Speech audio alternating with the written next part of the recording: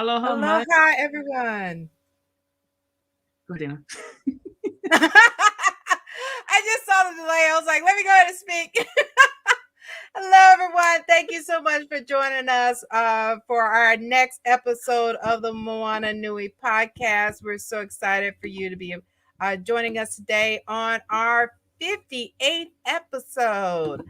So, of course, we have another amazing guest that is going to be, we're going to be introducing shortly for our, that is part of this episode. But before we get started, let me introduce myself. I'm Dana. I am a cosplay event and concept photographer.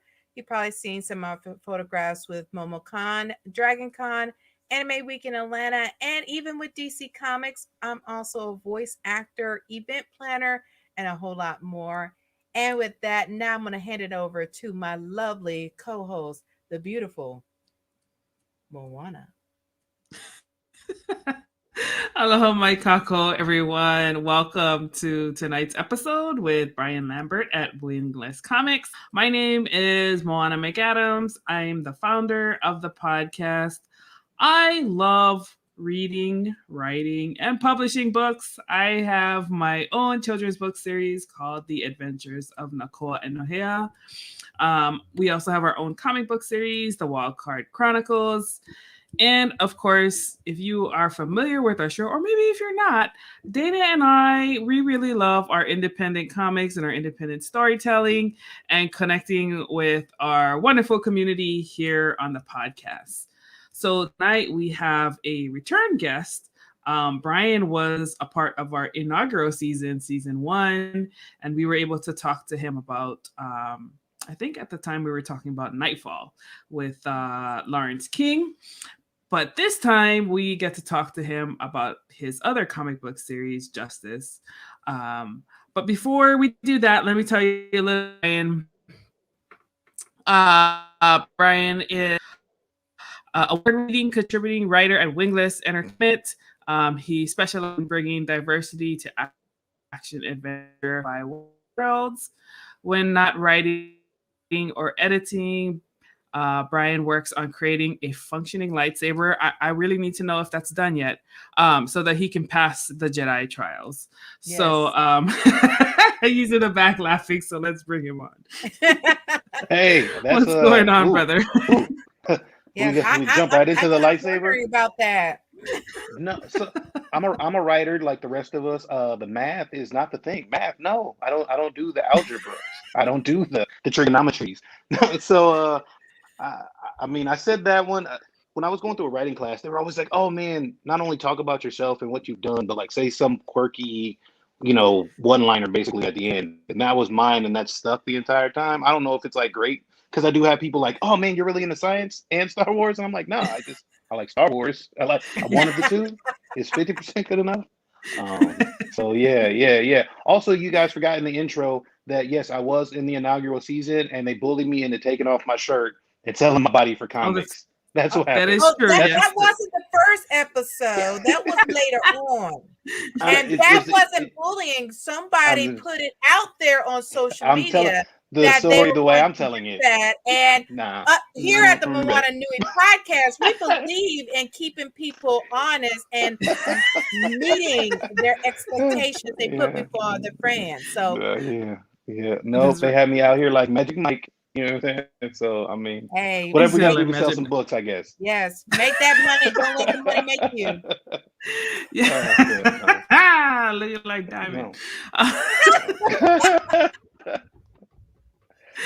I love it. All righty. So, let's get into Justice. Let's talk about Justice a little bit. This is your second issue of the series, but for those who maybe don't know anything about Justice, tell us a little bit about the character and the universe and what inspired you to create it. You mind if I go off track real quick before we talk about Justice? Only because it's like a real important news story that just came out. I mean, earlier today is when I saw it. A young boy was shot retrieving his bike from a neighbor's yard. The neighbor originally chased the kid with like a sledgehammer and then shot through his window. And this is like a little kid, like this is like a 6-year-old kid. And obviously, like it's it's a tragic, tragic story. There have been Mhm. things attributed to that story that are detrimental to a number of communities, and so I just wanted to, real quickly, like address that. Um, First off, if this had been a white child, the person would not get off on a $10,000 bond. That's just 100% Oh, would never yeah. happen. Especially with the Mhm. charge of attempt to murder or whatever, attempt to kill, Mhm. because it wasn't attempted murder, but it's like assault with a deadly weapon with intent to kill. It's a weird charge, Yes. but the person would not Mhm. get such a light bond if this were a white child. Mhm. Also, the other narrative or Mhm. the other part of it is people are using that not as a way for AAPI hate necessarily, but to go Mhm. see this is how they think about us, which, Yeah. if we are talking about the system, right, is 100% true. If we are talking about the system in terms of judicial system, economic system, on and on and on, obviously Black lives and Black children aren't valued the way other children are, and that's a shame. Mhm. That does Yes. not speak for the whole AAPI community, Yes. which again, on the other hand, when violence happens, and I remember during the BLM protests, there was a pretty big story that had gone down where a guy had killed like an entire family, and that was tragic as well. But that had zero to do with race and everything to do with drugs. But the Yeah. narrative behind it was race, race, race, race, race. See how bad Black people are again. See how bad Black people are. I am not saying that this is a case where we need to turn that lens around, because I'm never one to say like, oh, let's talk about this whole community because they talked about our whole community. That's not it. It really is the system that keeps these things going, right? Because the system and the magistrate has to be the person that says he gets this easy bond. Has the DA has to be the one that gives this lesser charge, and on and on and on. It's all these other pieces where you could blame it on the person who did it. Now he's bad enough himself. He is him, right? But he's not indicative of an entire cultural group. But again, the way society and the way the system is set up is for Black people to say, "Oh, see, hey, this is how they all think about us," and then for Asian and Pacific Islanders to say, "Hey, this is how they all act." Yeah. And then it's for white society, because white culture and white society are two different things. White culture doesn't exist. You can be Italian, you can be Irish, you can be English, you can be whatever else, right? But like you're not like white isn't a thing in terms of culture. Yes. But white society is a thing. Obviously, white society created America, but white society does that purposely so that you have these systems where Black children continue to be undervalued, where other Mhm. people aren't held accountable for what they do to Black people. And so then when we say Black Lives Matter, then they go, but what about the violence and what about the this? And none of that shit matters, because the Black life itself should be valued at a level that all other lives are valued at. And Yes. I know that's a long diatribe, but I really wanted to say that it's super important to me. And I know we have representation across the board. And Moana, I know you've obviously been super loud and super vocal during AAPI month and during Black History Month and on and on and on. And it's a year-round thing as well. So Mhm. I think that that's an important Absolutely. thing to Mhm. cover when we have a venue like this, right? When you have people representative of the cultures to go over and say, hey, man, this is some bullshit, but it Mhm. has zero to do with Mhm. our culture and Yes. everything to do with the Right. person, right? Like that Mhm. person did Right. that. Like Asian people didn't do that. Like that person did it, and they Mhm. suck. Yes. And I think that's an important thing to do. And it's important to say that no, systematic racism still exists, and it Yes. protects other people that are Mhm. not Black at different times when it benefits them. Mhm. And this is a case of that. Yeah, absolutely. That's a So very Yes. important Definitely. distinction, especially in situations like this, because media puts that in front of us Yes. to drive that narrative, right? That like, oh, here we go again, like this group against this group. Mhm. No, there is that aspect, but in a situation like this, it's the actions of a person. It's a kind of the Yes. mhm. same thing with the George Floyd trial with the Asian cop. I can't remember his name off the top of my head right now, but it was the same Yeah, thing, right? Like it's not the Asian community, but you, dude, you are doing some foul ish right now. Like Yes. right. yeah. And it's weird that, again, even to a smaller extent or to a lesser extent, again, white society does that to everybody, right? When a Black Mm-hmm. person does something, it's not a Black person. One Black person beats It's up the a entire white dude thing. somewhere, right? And they're like, "Oh, see how they are," and it's like, we didn't Yep. vote on that, bro. We didn't. Mhm. We didn't. Hey, are we gonna beat up this white dude on Saturday? No, only you, but we're all gonna vote. No, we don't do that, right?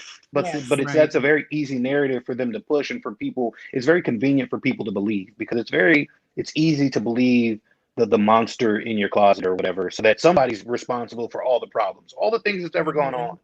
Somebody's got to be evil and somebody's got to be responsible for it. So it's it's the bad black people. See, if they weren't so bad, then society would be great. America would be awesome. Bullshit, right? But then again, they'll push the opposite of that. Okay, it's not. You have 5 lynchings, and they're like, well, that's just an isolated incident, bro. It's 5 of them. How is it isolated? You know what I mean? That is a cultural, societal thing. That is that problem. So, I think it's just very important that we keep aware of that, and that narrative, that model minority thing that's been pushed on Asian since since whenever, right? Like that's bad enough. And then when you add these things into it again, it goes into stereotypes and it just creates that malice. And again, this dude needs to be held to the wall. But again, I'm not gonna come on here and be mad at Moana because I'm like, yo, y'all cultures are kind of similar. Y'all voted again. Y'all voted on this. Y'all voted to shoot that little kid in the arm. No, nobody did that, man. Like so. Again, I think it's a very important distinction because it's easy for people to blanket and say, see, this is how they treat us. This is how they do us. And Asian and Pacific Islanders are as small a piece of the system as we are, and so we don't need to have that malice, even if there are some misconceptions about both cultures or all cultures. You know what I mean? On the broad sense, that malice doesn't need to happen. Yeah, definitely. And a lot of it, as if anybody have tuned into our episodes we had last month, especially when we talked about Asian solidarity and Black Lives Matter, they bring out that these narratives was set to cause the rifts between us because especially after the civil rights movement, when they saw Asian solidarity pairing up with us to fight for civil rights, they needed to make a louder narrative to cause us to continue not to come together because they saw what happened when we come together and they don't want that to continue happening. So we have to keep that in mind because a lot of people, of course, that saying is if you don't learn from your history, you're doomed to repeat it. Well, we're repeating history because we're not learning that we had solidarity. We still have it in some aspects, but they're not going to show it to you. You have to look for it yourself because media is not going to show it because that's going to take away from what sells the best for them. Is the best is showing us pitted against each other versus coming together. Agree, 100% agree. Yeah, definitely. So, I mean, just this whole conversation in and of itself, you can see why you would have a character named Justice in your universe. So. Yeah, right. Which is funny, right? So when I first, Justice is 2 years old now, really, since we first, like the first real published issue. I mean, excuse me, Image of Justice. So when I used to wear, because one of the first things I did, I got a Justice shirt made, right? Like you gotta have something. So it just has the name and it's got the cross on there. And I remember, man, wearing it out. You'd be surprised how many crazy looks you get from people as a black person just wearing a shirt that says justice. Nothing else. It doesn't say for black people. It don't say like down with white man. It don't say anything, right? It's one word with a cross in the center, right? Like so, like I get one group of people who's like, oh, you're a believer, and then they want to tell me all these crazy theories about Jesus and why America and what America's gonna happen. Okay, cool. That's what it is. That's gonna happen. But then you get this other one that's kind of, a lot of times afraid to talk to you, or afraid to even acknowledge you. Or, I mean, so I don't deal with dirty looks too well. Being like a growing up where I did, like if you make eye contact for more than like 3 or 4 seconds and we don't know each other, like we got to fight because I don't know you. Why are you looking at me for so long? You know what I mean? Like take a glance and then look back. You know what I mean? Or make eye contact and nod your head. Don't just like look at me and never acknowledge anything, right? So I get that other group that will do that. Like I get that other group that'll look at me with these hard eyes, and I got to remember, oh, I got a Justice shirt on. But what does that mean? Like, what does that even say, right? And so you notice how many people are really caught up in society, in privilege, and all these other things, in systematic racism, and they get mad when they see something that maybe they don't even know, but may go against what their concept is of how life should be. So I love it when I get to, I'm in the grocery store and, somebody, it's usually women, older women are like, oh, what is it? Is that your clothing brand? Is that this, that? And I get to go like, no, I'm a comic writer, blah, blah, blah, blah, blah. This is the logo for my series and do all of that stuff. And you see all these people's opinions change, So one, it's good, but it's also like, I'm also like, man, fuck y'all in the back of my brain. But I remember I got to be like, I had to be business wise, right? And so, Yes. so what's coming. But yeah, Justice started 2 years ago. Justice is essentially, he is a descended angel. He makes that distinction too, because a lot of people are like, oh, he's a fallen angel. Like, nah, fam. He's like, I decided to come down here. Like, I descended. I didn't fall anywhere. And he is the left hand of God, and he has been responsible. His true name, his real name is Othniel, and it means Lion of God. And so he's like the left hand of God. He's responsible for justice, like on earth and in what we perceive as reality. He is the angel that barred the gates of Eden from Adam and Eve. His roar shook and broke the walls of Jericho. He guarded the Israelites on the first Passover. It's like this guy with this deep history. Like, I love mythology, and I know that Christianity is a religion. I am not, I would be stupid to say I didn't. But Greek mythology, as we call it now, was also a religion at one point or another. So I like to dive into Christian mythology. And I've gotten, good comments, bad comments. I've gotten both, right? But there are certain things that don't get attributed to comic books when you're looking at Spawn. And that's what created the idea of Justice, right? Is when you have Spawn and you have a half demon character, Ghost Rider, blah, blah, blah, people are just like, oh, they're cool and they're badasses and they do their thing. But if you go off of Christian mythology again, right, you've got this war in heaven. Like, you can't have a war with nobody who can fight. Like, you've got to have warriors in order to have a war, right? So I was like, okay, so this guy is one of the generals, because I hate when we go into movies, The Conjuring, whatever, Annabelle, all these other movies, right? And the people who are supposed to be fighting this evil thing are always like, God, could you please help me a little bit? You know what I mean? Or like, it comes down to the end and they're like, oh my God, please. Like, I hate, and even honestly in church, right? In church, sometimes they teach you to like plead the blood of Jesus. And I was like, to me, even as a kid, like, it never made sense. Because if you're in a war, if you're in a fight, like, I've never seen whoever pleads in a fight, whoever asks for something in a fight always loses, because you're already in a position of weakness. So I always wanted to create a character that could call on that same power. Like, I know that people use the words plead the blood of Jesus, right? But I wanted a character that could call on what is supposed to be the most amazing power in the universe without having to be weak to do it. Like, again, in the Bible, a bunch of times it says like, stand strong, strong, and strong, and strong. And then every example you get is like weak. So that didn't make sense to me. But I also didn't want it to be a religious. Okay, so it's religious themed, right? But it's not a religious comic. I'm not out here preaching. Spawn doesn't preach to, you know what I mean? Like, to be a half, dead demon hybrid. So Justice doesn't. It's just a character in this mythology based on all these other things that gives me a chance to explore all of whatever I want to.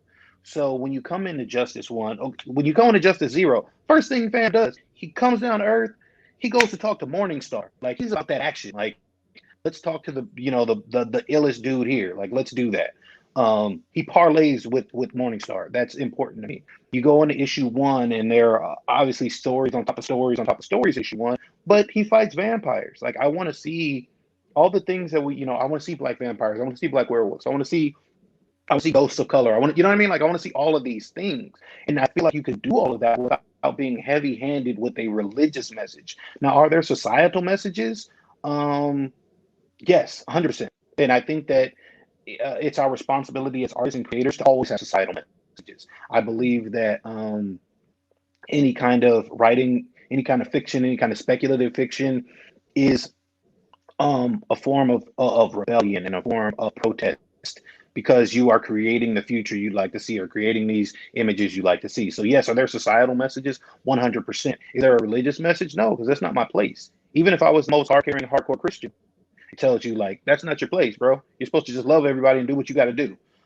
So again, I wanted to create not an alternate Spawn, or not an alternate Ghost Rider, or any of those things. but I wanted to look at the story of these wars and these epic battles that have gone on for eons from the other side.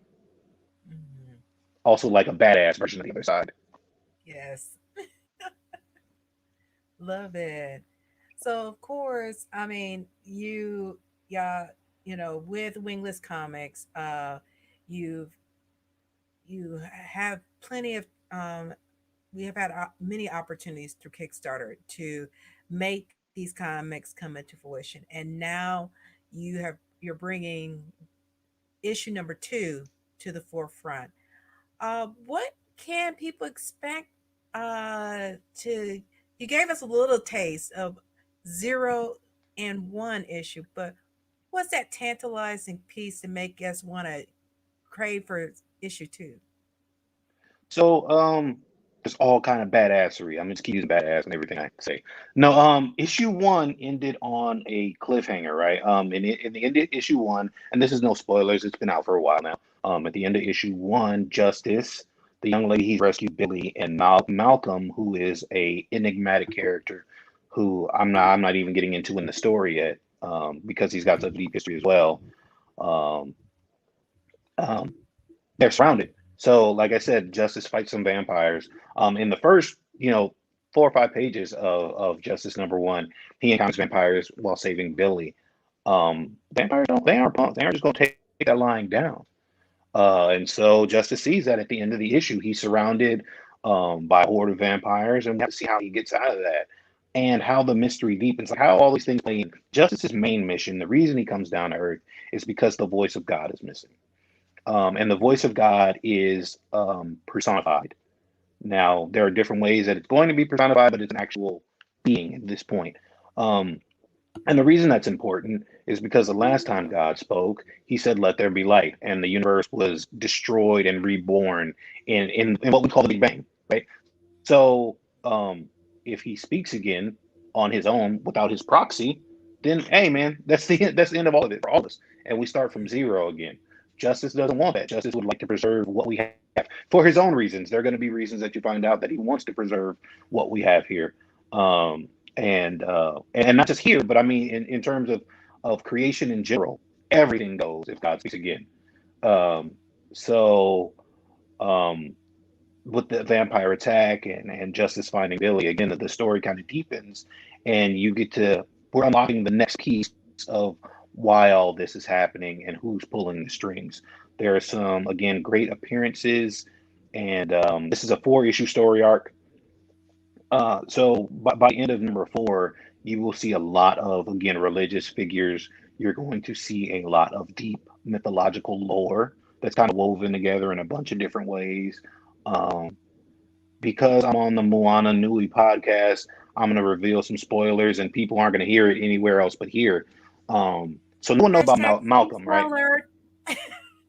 Right? Do I get the horn? Do I get the foghorn again? Or is that only when I go shirtless?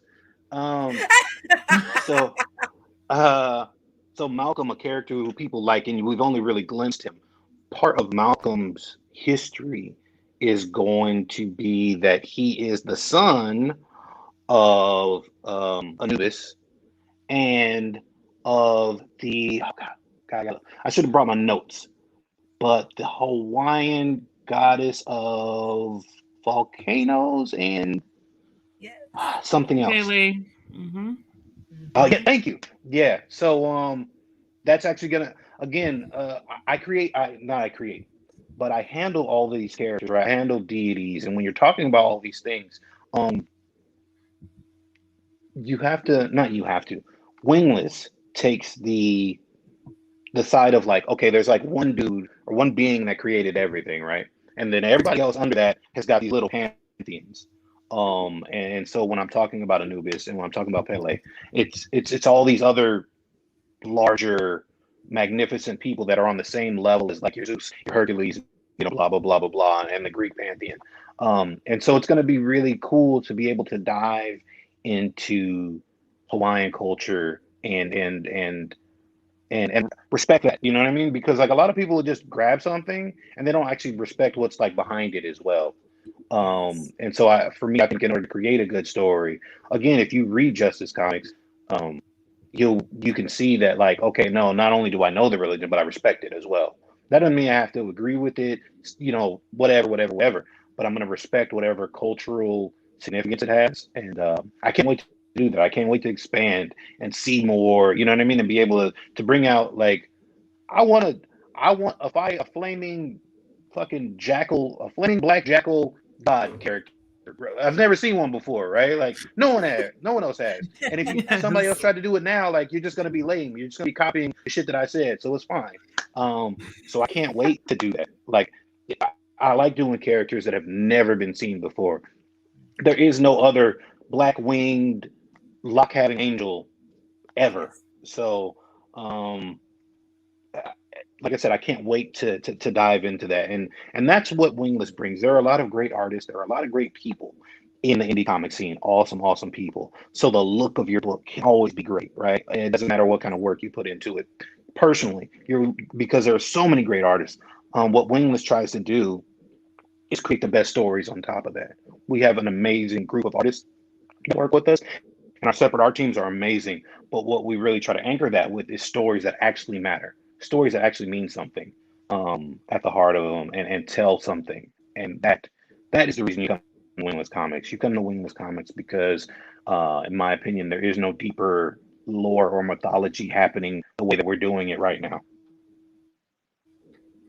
I think it's really exciting that you are bringing out and cross pollinating different pantheons, because that's something that I've always wanted to see is gods and goddesses from different cultures kind of like interacting or maybe even battling it out, seeing what would happen. Um, and the fact that you're blending Egyptian and Hawaiian, man, yep, I'm in. I'm already in, but like I'm I think Yeah. that's super cool, and I can't wait to see your take on it. That's gonna be amazing. Mhm. Thank you. Definitely. Yeah, I'm really excited for it. Honestly, I think that a lot of, well, I feel like sometimes growing up black, right? Well, I should say this. Okay, when I wrote my first novel, the reason I wrote my first novel is because Tolkien wrote a letter that said that England didn't have its own mythology. Like, there's Norse, there's Greek, there's all this other stuff, but like England itself doesn't have its own mythology, which I had never really thought of before, but it's 100% true. So then it made me start thinking about black people. Like, we have folk tales and stuff, but we don't have our own mythology. And now I'm not talking about African mythology. Obviously, there's a wealth of stuff there. But if you're talking about black people in America, it's very hard. And yes, I realize that we can take DNA tests and they can say we're from Cameroon now and blah blah blah blah blah. Like, but that's not the same, right? And even though we have this wealth of culture, we don't have this wealth of mythology. Uh, so I grew up loving Asian mythology. Grew up loving Greek mythology. I grew up loving Egyptian mythology. I got into Hawaiian mythology a little bit later in life. Aztec, you know what I mean? Like, there are just so many, right? And when we're in school, you're taught like one or two, and those are like the ones. But when you see how many of these stories are connected and how many of them are similar and how dope some of these characters are, like, it's just, that's, to me, what makes it worth it. That's the real storytelling part of it. We can all do. This is one of the reasons Superman, in my opinion, isn't really all that great right now, right? Just because, like, he doesn't have any lore or mythology to go with it. We just know, like, oh, he's a guy who's always like happy and always about like, let's do it and yay and blah blah blah. Like, that shit is boring, honestly. Like, it gets tiresome. So I don't want to see that shit all the time. Like, okay, great, bro. Like, I want you to have a bad day. You're Superman. I watched my father die. Like, my father's like, well, my father's a different story. But I mean, like, in general, if I had like an awesome Pa Kent kind of father, and he's like, nah, let me die as tornado, fam, while you watch me. Like, no, bro, I'm Superman, and I'm threatening everybody here if they say something because I got superpowers. But like, we get this guy who's supposed to be happy and with no real reason for him to be. No real reason. Oh, I just love humans so much. I'm always be. It just doesn't make sense. But when I can say, okay, yeah, this guy is the son of Anubis and Pele, and so he's dealing with two worlds that he's got to battle with, right? And now he's got this angst, and he's powerful, and he can do this. The building blocks are already there for you. And again, that's the part that I make sure that it's Wingless Comics, like, we go out and do, that I make sure that, like, nah, man, like, we're gonna, okay, you want to tell this story, but why? Like, what's the why behind it? Like, let's get to the motivation so that it actually has legs. So it's not just, oh, another guy, he came in, he beat somebody up. Oh, he's kind of like Spider-Man because he's young and then he left. Like, nah, man, like, let's talk about why. Yes, the good things are in the why. What is driving the story? Because I mean, anybody can tell a story, but it has to have that substance. Like it has to have something behind it. Otherwise, you can poke holes in it so easily. I see that way too Mhm. often on some TV shows. I'm like, eh, Right. but Right. And then some of the best stuff that we watch, we don't poke holes in, even though there are like a ton of them. Like, nobody was poking holes in Star Wars for years because people just enjoyed it so damn much. Right. Like, yeah, everybody's like, oh, okay, whatever. And you have a bunch of things like that. Like, you enjoy it so much, you don't poke holes in it, you don't give a shit. And then, 5 years later, then you will, or whatever. But people try to get to that 5 years later moment where it's like, oh, this is already dope. And you're like, no, you have to build up dope. You have to build up, where we want to be. yeah, that's an important part of the storytelling. Like building things along the way. You don't just go right to it. I mean, even as a writer myself, I'm like, okay, I write something. I'm like, but we can't just be there though. There has to be like obstacles before we get there. Mhm, mhm, mhm. Yeah. And too So often we've seen with a lot of the, uh, I know a lot of people complain about like DC, comics with their movies. They can tend to wash and repeat uh, Batman and wash and repeat Superman. But there's so many other characters that can be brought to light that are just as powerful and has great stories. But people get so caught up on the ones that have um a legacy or the ones that have this prominence that we can make the most bland storyline, but it's got Spider-Man. It's got Superman. It's got Batman.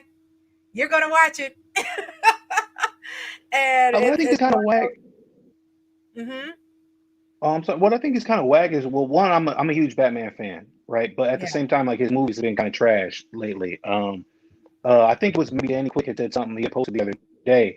But like, for me, the best Batman movie to come out in the last few years is actually Sherlock Holmes, the first one with Robert Downey Jr. If you go back and watch that, right, and just don't frame Mm-hmm. it with Sherlock Holmes, it's a Batman Yeah. movie. Like, the quirky little stuff that Sherlock does, yeah, that's obviously Sherlock. But if you would just take the quirky part out and make him like stone faced, it's 100% a Batman movie, from the fighting to the villain to everything about it. Mm-hmm. But again, that's one of the weaknesses of Superman, right? Like, Superman, and DC has a rule. This is a legit rule in DC, and I don't know if it's still there, but I remember it was, years ago I read about it. Where like Superman can't lose. Like, he can't be that guy. He can't be like second place.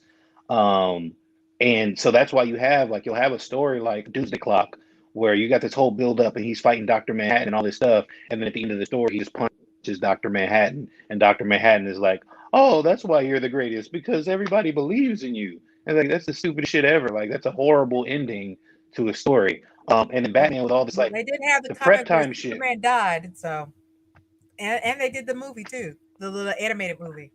So I love the death of Superman. Dan Jurgens, I think he wrote his ass off. As far as the death of Superman goes, um, the I like the first animated movie better than the second one.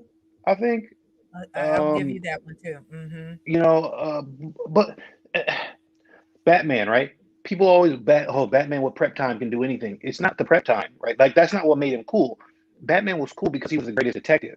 So like, you'd get to the end of the story and he'd tell you like all these little things that you had missed in the beginning of the story, that were all the clues that he put together to know what the ending is. And you're like, oh shit, that's cool. But if he just has a contingency for everything, because that's what Batman does, as opposed to saying like, no, he's a detective, and the reason he has a contingency is because he saw the sweat molecules dropping off of Superman when he was close to the kryptonite. You know what I mean? Like, you got the why. You're not giving people the reasons. You're just saying like, take for granted. And then plus you want to do 97 fucking origin stories, bruh. We know how Batman becomes Batman. Don't do another origin. You don't have to. Just jump into the movie. You know what I mean? I think there are a ton of characters that they could do that would be amazing. And still have Batman and Superman on the auxiliary, so that they, you know what I mean? Like, so they still get their fill or whatever. But uh, When Batman is your biggest seller and he got 7 titles, Superman is the thing you're always going to push. It's always going to happen because they can't get out of that mindset of like, oh, we can make money with these other people, or they want to do somebody stupid and be like, oh man, let's do a Kilowog series. Like, let's do a who series?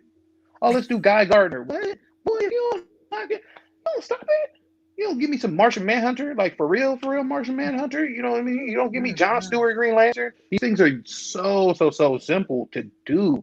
But if you're talking about like formula movies, the, Marvel nailed it with formula movies because they created the formula for the new movies. They knew it was going to be a superhero romp, blah blah blah blah, Iron Man, right? So Jon Favreau laid down what is going to be the new formula for doing these movies. DC and more than DC, Warner Brothers is still using the old formula for superhero movies. They need to reinvent their own formula for superhero movies and do that. Zack Snyder's universe was pretty cool, but he does need a little bit of guidance here and there, like move him in and out. You know what I mean? But you can't have Jeff Johns do it. Jeff Johns loves the Silver Age too much. He want to do the Batman Superman composite robot shit or something stupid like that. Like, do I own a comic? Yes, I do. It's in a place of it's in a high place on my shelf of comics I love. But is it still stupid? Yeah. You know what I mean? Like that. And that's the problem. Then on the other end, you have black people. And I'm gonna speak for black people because we voted, like I said, over the weekend we voted what we're gonna talk about. No, but so you'll have black people being the ninth largest buying, between the seventh and ninth largest buying economy in the world at any given moment. And you're like, okay, well, we want to get those black dollars. How do we get those black dollars? Black Superman. Yeah. No, that's horrible. It's a fucking terrible way to go, right? Like there are so many, again, there's a wealth of characters that they could use. But then when you make Mr. Terrific a damn near a child abuser or whatever, or deadbeat husband, then I don't see Mr. Terrific no more because you just fucked him up. You bring Milestone, half the white people in the world never even heard about Milestone. Like, you know what I mean? Like I love it. It's a great series, but come on, man. Again, there's no building there. They just want to throw something against the wall and like hope it sticks, as opposed to taking a little bit of time and doing it right. As opposed to Milestone, frankly, bringing in new talent, bringing in new people, you know what I mean? Like you still got Dennis County, you still got Reggie Hudlin, and those guys. Don't get me wrong. Look, I like Reggie Hudlin since House Party when I didn't even know he had written and directed it. I just knew I liked the guy. Great, and I respect his talent. And these guys are amazing. They're icons in our industry. But it's hard to get new blood to go in 100% on your idea when you're not going in 100% on new blood. True. Yes, and I think that's where we constantly hear within the convention and con community about, like you mentioned, poking holes in stories, seeing for the 12th time the Batman origin story and things like that. But we hear the cry of we want to see more diversity. And of course, people say the black Superman. Well, technically there was. His name is Valzad. Yeah. but that's a whole different story. I wish they were using that one too. Yes.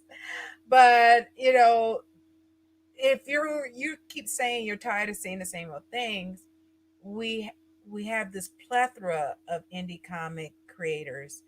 And just like in mainstream, there's some comics and comic book writers say, they're there. But then there's the ones that it's like, don't sleep on this one.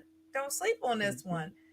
But the one thing that always got me as far as, when I start going to cons, literally I beeline straight to Artist Alley and everything. I wasn't there for the guests. I was seeing, Artist Alley, going there. And then of course my very first con, that's where I first met Marcus Williams, and I saw his artwork. I was like, oh, can I get some stuff? And stuff. But then it always amazed me as I work as on the staff side. The of course there's the lines to see the guests and everything else, but these indie creators, these artists that are also from Marvel and DC, y'all are not even giving them the time of day, but they're the ones who bring this stuff to life. How how can, of course, with all that, how can we break, I call it the mindset of people that are demanding for change and difference, but getting them to support the indie comics that they've been crying for but not supporting? Um, my personal opinion is keep making good shit and call out bad what's bad, right? And Mm-hmm. bad doesn't mean that it should die. Bad means improve this, right? Like, hey, Mm-hmm. this was whack, bro. This is a 1 star. I need you to get to a 4 star. Like, Yes. I've had so in addition to writing, obviously, I added Wingless Comics books first of all, but I've edited for multiple companies, multiple people in the indie comics industry, and I am not the easiest editor. Like I'm gonna tell you, like that don't make no sense. And I don't. There's nothing that goes. There's no caveat with that. Like there's not like oh, but it that don't make no sense. This line don't make no sense. Cut Yes. it out or write a new one, right? Because like it doesn't. Um, so I try to be very much a straight shooter and very bare bones in my approach. Mm-hmm. One of the largest or one of the greatest accomplishments to me was Justice number one top surprise read of 2020. We're in 2021, right? It's top read of 2020 from comicsattack.net. Now the reason that's big is because one, it's big to be honored in general, but the part that stuck with me beyond the award and thinking I'm cool is that they did a series of covers, right, of like all the winners, and the Justice One cover blended with the DC cover, the Boom cover, the Image cover, the Marvel cover, boom, that were there. Quality Mm-hmm. needs to be such that even though you're an independent or you're a small press publisher, that's no excuse for cheap material. Like do the work part of it. Like you gotta rep the work part of it and get yourself there, get us there, get all of us there. And that goes to story. There like I said, there are a lot of books that I've seen that are beautiful books, but you start reading the story and it just doesn't make sense. It's okay, they're here to fight, and then they go over there and fight, and then there's a girl, and you're like, but well, why do I care about this? You know what I mean? And DC and Marvel are no different. They have the same thing where you're like, well, why do I even care about this? The only difference is they're gonna have story structure. Even without the story, they're gonna have the structure there, so it looks a little bit better. The way to get people to realize is to not function at an indie level, to function at that higher level.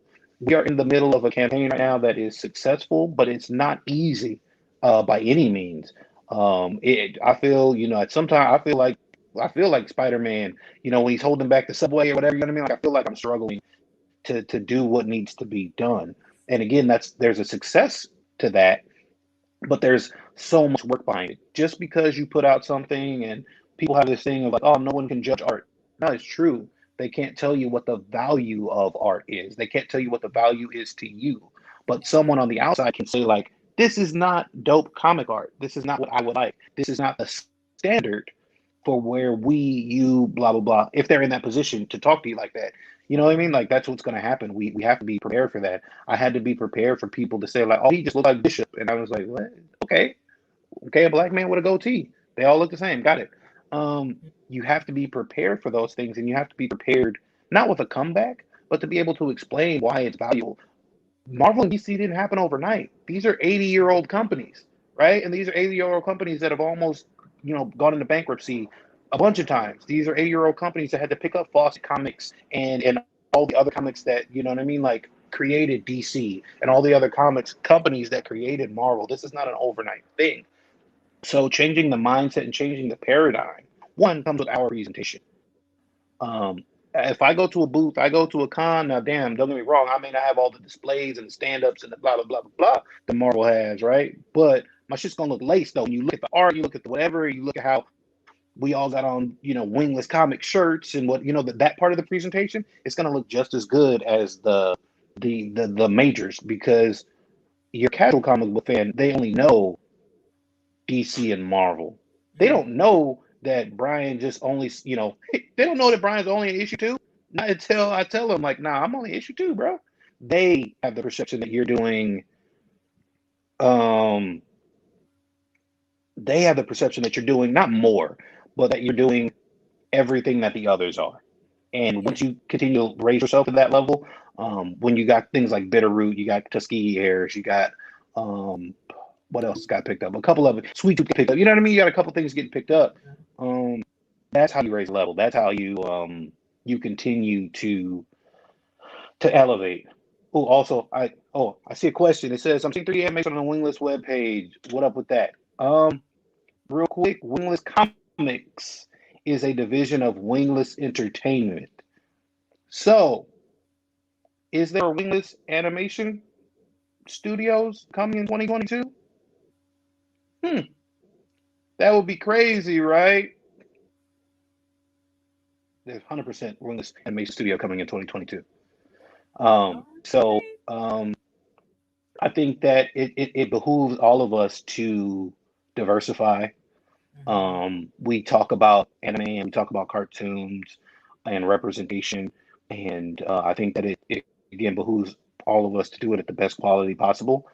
I think that when you have people of color, of any color, that are the first to do something, they're not really given the opportunity to fail. And that sucks for them. And I'm not saying that that's a good thing. LaShawn Thomas, he's doing, he did Cannon Busters, he did Yasuke. I think that they're cool, right? Like I like them, I enjoyed them. I don't think they were the best anime ever, but at the same time, the pressure for him to be the best anime ever was high. Yeah. If Jackie Robinson had gone into the league, and been a washout, then that would have been all the more reason they could see that we don't need to let him in. They can keep the Negro League. Because why? It's the same when we are traversing these new creative fields and tennis and boxing and the first all-black line in hockey and gymnastics and women being. It's crazy. We're in 2021 and we're still having firsts. Like we should be over firsts. You know what I mean? Like, but we're still there. So when we have these firsts, we need to do them. Our firsts need to be Castlevania. LaShawn Thomas's Cannon Busters and LaShawn Thomas's Yasuke should have been Castlevania. Now, that's not, again, I'm not saying that's his fault. I'm not saying that he's necessarily responsible for that. But what, as a society and as a culture, are we looking for on the outside? We want something that groundbreaking, something that beautiful, something with that deep of a story, because that's sometimes the only way that we're given the credence to do what we already want to do. Where somebody will go like, well, okay, we'll allow them do that now, as opposed to gatekeeping us because they did such an awesome job. If Black Panther hadn't done what Black Panther did, they wouldn't be in the mood to do a Black Panther 2. There wouldn't even be a conversation about a Black Superman had Black Panther not done what it did. Had Black Panther flopped, they'd been like, see, we tried with Catwoman, we tried with Black Panther, we're going to wait another 10, 15 years before we give y'all anything. And that would have been the unspoken rule. So I say all that to say that Wings Comics is rolling and it's on a roll. And again, Justice #1 is out. You can get that on the Justice #2 campaign, which is live right now. Nightfall #1 and #2 are out. #3 will be debuting before the end of the year. We have no plans to stop. We have some of the best stories out there. I always say, like, I have the best team, the best art team in comics today. And I truly believe that. There are other people that can say they're better art teams, and that's completely fine. Because I don't compare art like that. But I think that for the Justice book, for what I've got going on, for what Wingless Comics is putting out, I have the best art team possible. So Wingless Comics is, like I said, full steam ahead. This is, I guess, the first official announcement. Wingless Animation will be coming in 2022. We are already in the background working on that. We've got no plans to stop, only plans to go forward, only plans to do, like Moana said, and like Dana said, like to raise this bar, right? So that we're recognized not as like, oh, that it's just like rap, right? Oh, you're a rapper? Oh yeah, you an independent rapper? Okay, yeah, cool. Nah. Or are you a rapper, right? Like, are you signed? Are you on a label? You know what I mean? Our labels, our independent press, our small press publishing, we need to be that level, right? Like we know we got Arista Records and we got Def Jam, right? Like those are the two, and ain't nobody fucking with it. But we need to be everything that's below that. Everything that encompasses anything that's not that, we need to be that as independent comic creators. And if somebody really comes up and they're like, oh, you're an independent creator, it's like legitimately somebody that no one's ever heard of before. This is the first book, but the rest of us are in that second tier and just killing it. Yeah. Yeah, definitely. Yeah. So with the animation studios, is that Mhm. going to be like where you're just producing content for Wingless books, or are you looking to also produce for folks outside of the Wingless family? So, eventually, and the reason I say eventually is I feel like sometimes also as creative people, we jump into things too quickly, right? Yeah. And so I wouldn't want to be like, oh yeah, I'm producing everybody's stuff and we're gonna do blah. Like I'm one guy. Right. And Yeah. I'm already Right. going insane, right? Yeah. So if I have excuse me, not if, when I have the structure to do that, that is always the case. Just like Right. with Wingless Comics started out with justice, period. That Hmm. that was it. And I had my original plan was justice, and then Malachi and I got to talking, and then I grabbed Malachi up. Okay, so like Wingless Comics, justice. Now you got Malachi. Okay, so like now I'm getting my little mafia together. Right, I got my capos, right? Like Malachi, my capo. Um, and we expanded after that, and I wanted to, we hooked up with the Pentangeli family. No, we hooked up with Constant Hustle, right? And we wanted to do a crossover with them, so we have a familial relationship. And then we ended up picking up J.L. Johnson, the writer of Iliad. He's going to do a series on Wingless Comics. Brett Hillisham is going to do a series on Wingless Comics called Immortalis. My sister Jordan is going to be writing Lux, who spins out of Nightfall, right? So it's all, to me, all in good time. You've got to get the right story, get the right kind of communication going with whoever you want to write with, whoever you want to partner up with, and make sure that all those things work together. Yeah. Hmm. So as far as Wingless animation goes, I have a project in mind that obviously I'm pushing forward because it's me. Right. And that's where we're going to start. The plan is to have a structure in place for just like everything else, just like Wingless Comics. Okay, you pitch what you want, and we'll, you know what I mean, like see if we can get it done. I'm never closed minded to a good idea, but I'm also not someone, hey, come on, bring it down, we can do all of this. Hmm. That's it's not realistic, especially if you're talking about independent market. Especially if you're talking about running Kickstarters. I wanted to run 6 this year. What? That's one every other month. Like it's ridiculous. Like that's the stupidest shit I've ever heard of. And it's from me, right? Like I want to do it, but like I would have Yeah. to start in January and I wouldn't end till December, and it would just be back to back and fatigue, Kickstarter fatigue, and all these other things. It's impossible. Um, unless you have again that structure behind you and you can do it a couple different ways. Yes. So I have no doubt that it will expand, but the immediate plan is not expansion. I think the immediate plan should be building. I think people plan to expand too quickly. Build first and then Absolutely. expand. Yes. Yep, I'm glad you said that. That's the reason why I asked the question, because I have seen some creators make that mistake, right? Like they try to jump too far, bite off more than they can chew, not really understanding. Just like the well, one, a lot of us are, like you said, working alone or working in a small group, and then just like the fatigue that happens. I mean, even running the podcast, it's you can sprint, right? But then you need a break, like Yeah. because that's how Yeah. I view Kickstarters. Like Kickstarters are a sprint, Yes. but it's not something that you can do back to back because it's just a Mm. whole lot of logistics going on that people, most people won't see unless you are a creator yourself and you learn about the platform and fulfillment and all those things. So I think that's great Yeah. advice. Mhm. And we operate very much the same, right? Like this is where we are. Larger picture, longer term, yes, we want to get much further. Yes. Um, but the fact that you understand that and are slowly, building your team as well, I think that's the most important thing. Like, just like with the whatever, if you have the Avengers or your superhero team up team, like having the right people with you as you're creating and building is really important. Yes. Also, I think that in our market, well, so I want to say this: wingless animation is not going to be justice initially.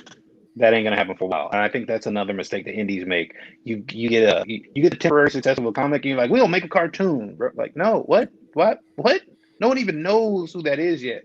And the cartoons that have been made off of comics, again, they got 70 years worth of stories and teams and blah blah blah blah blah to do Yeah. all of that. Like, Right. we don't have that right now. None of us do, right? Otherwise, we'd be a Mm-hmm. major studio.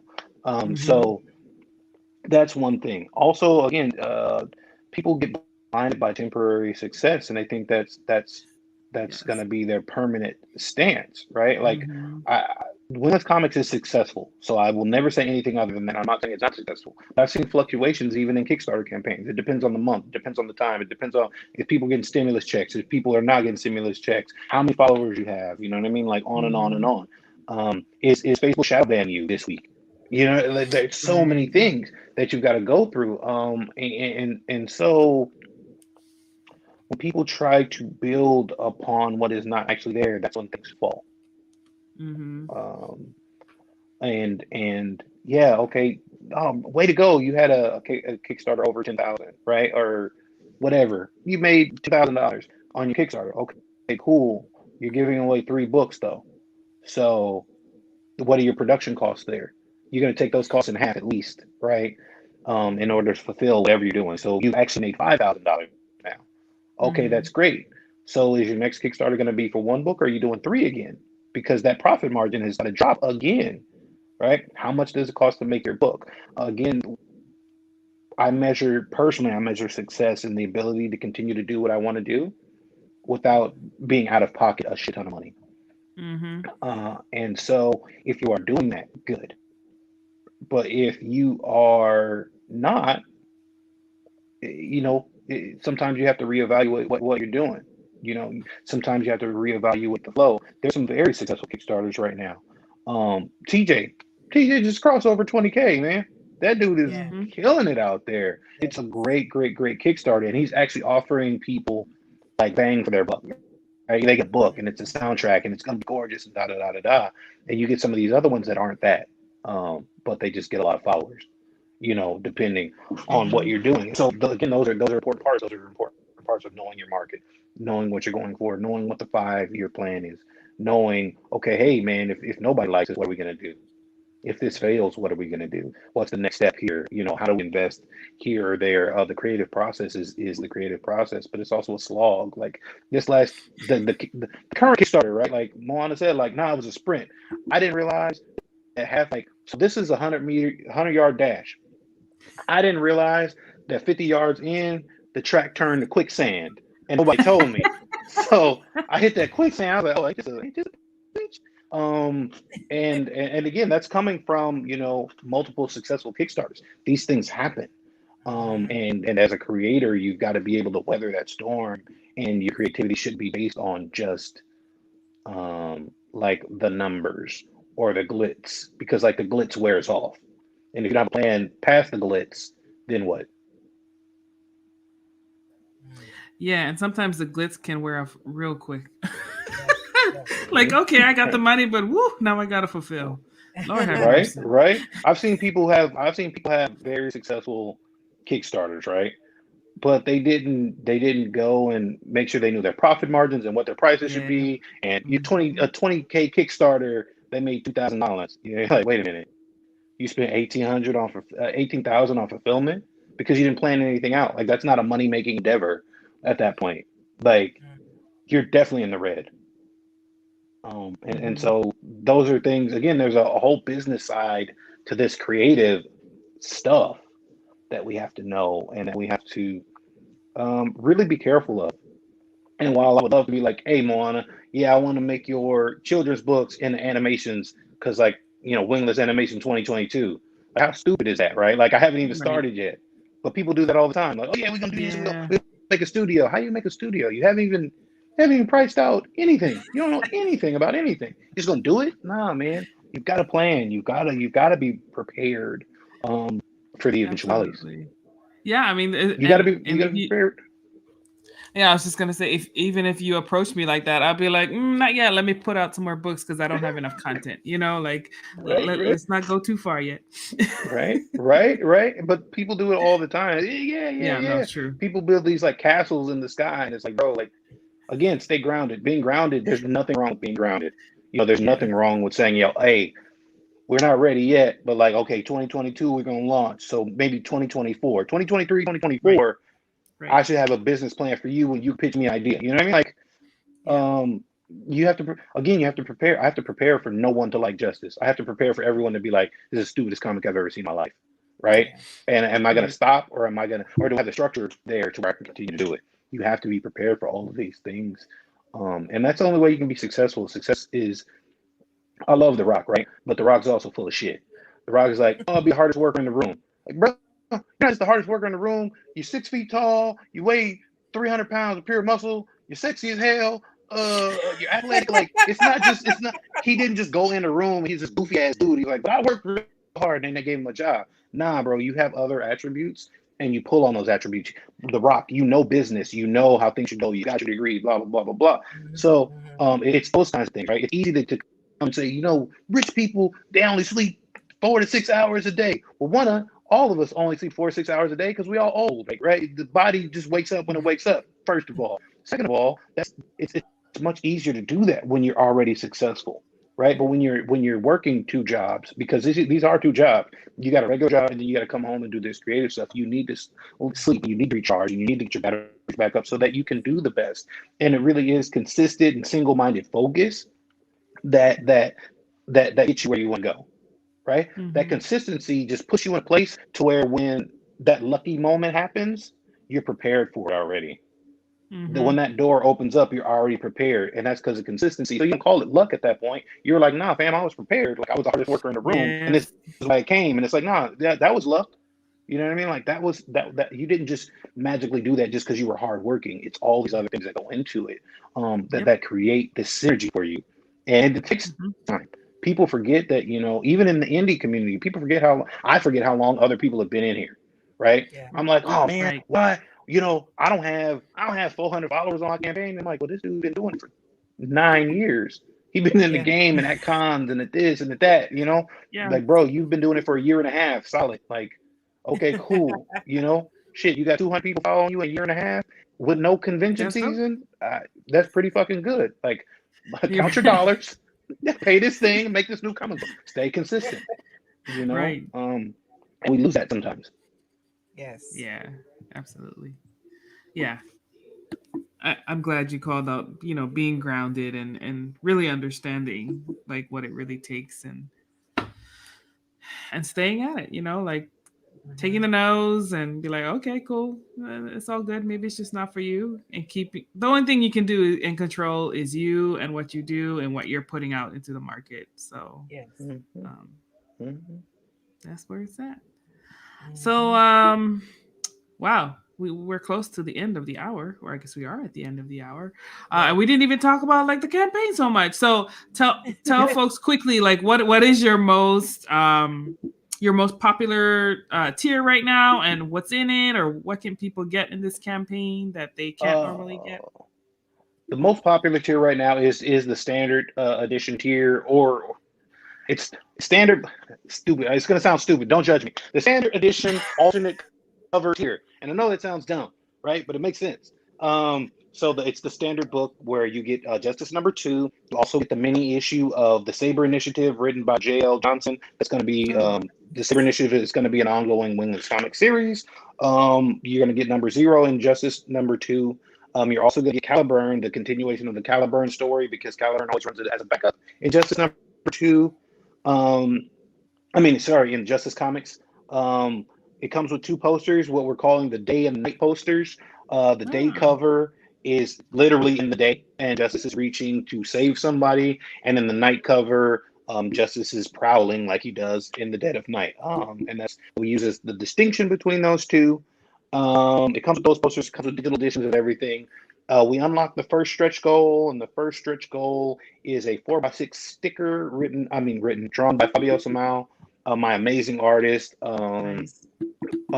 We are nearing our second stretch goal, which is actually a collaboration poster between Concrete Comics and Wingless Comics. It's Acolyte and Justice shaking hands. At 10K, we're going to release trading cards. And we may release some other secrets if we hit 10K. You may see a little bit more on the Wingless animation front if we hit 10K. I may just throw in some videos for our backers there. We also have foil covers. The Justice number 2 night cover comes in a foil print. We're going to get that printed by Fairy Metal, who does everybody's prints. They're super amazing. Our cameo tiers are already taken up, but again, we've had a really thus far even we still have a week to go. We've had a really great campaign. Our supporters have been really, really awesome, really, really amazing. We can't wait to bring this story to you. Number one was great. Number two was dope. Number three is gonna be amazing, and number four is going to cap the story arc off. Again, man, we're just kind of kicking ass and taking names as much as we can. Mhm. That's what's up. Yeah, so definitely, guys, check out Justice on Kickstarter right now. I'll pop the link up again. There you go. And how many more days we got? I think it's not much longer. 6 This days is 7. according to the 6. site. Okay, Yes. 6. I hate Alrighty. Kickstarter time, man. I'm being honest with you. I know, it's Kickstarter like- is always like a day off, like one way or the other. I'm like, what? It doesn't make sense. Kickstarter. Well, okay. 6 days. 6 days. Yeah, so definitely don't miss out on this. This is gonna be great, and let's help Brian get to the next stretch goal because I really want to get that Acolyte Justice poster. It looks really dope. Fabio Yes. did a great That poster job is on so that. dope. Mhm. Tiago Silva did that one, and it looks like I was expecting one thing, and then I got it back, and I was like, damn, I'm gonna keep this for myself. So yeah, no, it was great, man. It's a great picture, and it's great to be back. You know what I mean, with Lonzo and have our characters side by side. It was pretty dope. That's what's up. So before we go to the giveaway, let people know where they can find you outside of the Kickstarter. So where can they follow you after that? So at Wingless _ comics on Instagram, at Wingless Comics on Facebook, at Wingless Entertainment on Twitter. I'm also on Facebook as Brian J. Lambert. My IG is private because people are weird on IG, so I apologize for that. But I'm active on all our other groups. So if you are in one of them or you message us, I'll definitely see it. Dope. Alrighty. Well, thank you so much. We will do our giveaway real quick before we stop tonight. Let's see. I totally forgot to announce it at the beginning. My bad, y'all. But y'all have been engaging, so good for you. You get Yes. entered automatically. Let's see. Let me make sure I'm sharing the right thing. Can you guys see that? Yes, again. All right, here we go. Boom, boom, boom. Hopefully, it's not one of the ours. That's the only thing it always- your own thing right now. No, if it lands on ours, we go next. Hey, Malachi! Bye. You're not gonna be able to tell him nothing. let me screenshot this. Congratulations, Malachi. Drop me a message with let's see. Oh, you're US, so we're gonna give you a book today. Today, the winner gets a copy of Kamikaze Volume 1, courtesy of Havana. Win. Thank you, Havana. Congratulations to Malachi for being that special person tonight. Send me a message with your mailing address, and we will get that out to you. Hey, congratulations, Way Malachi. to go, man. Yes. Good job. So now you Wings for see, the sweet. if you've been noticing on the last couple weeks of Moana Nui Podcast, comment, watch, you get a chance to win. So it you get the benefits two ways: getting some great content, hear from some great creators, and getting a chance to win something. So hey, Yes. We love it. We love to highlight our community in a wide variety of ways. And if you're an independent creator and you would like to share your goodness on the show, please feel free to drop us a note, and you can sponsor one of our giveaways, and we'll talk about it more. We're still getting in the groove of this. It's still new. We just started it last week. But yeah, we definitely want to incorporate it more into the shows so that's another opportunity for our creators to get their works in front of our audience. So yes. thank you guys so much for tuning in. Please be sure to subscribe to us on YouTube and Twitch. And you can also listen to us on the go on all platforms with new episodes on Tuesday. Be sure to follow Dana as well on Instagram. everything, Twitch, whatever. Dana has it all. And then for me, I'm simple, like a Facebook and Instagram at The Real Life Moana. And then, of course, on the channels and things. If you want to check out our merch store, you can go to moanamcadams.com and click the Moana Nui Podcast link, and it'll take you there. We're building up the merch store too. So more to come, as we talked about earlier tonight. Building. Just takes time. But we appreciate y'all for being with us here as we continue to grow and expand. And as always, if you have ideas, we'd love to hear from you. Drop us an email, moananuipodcast@gmail.com. Dana, anything else? Brian, anything else you'd like to say before we get ready to dismiss? I think we covered it. Thank you guys for having me. I really appreciate it. It's always awesome. It's always a great time here. I can't wait to come back and chit chat with you guys some more. Definitely. Absolutely. Alrighty, guys. We are going to sign off for tonight. Take care, and we'll see you next week.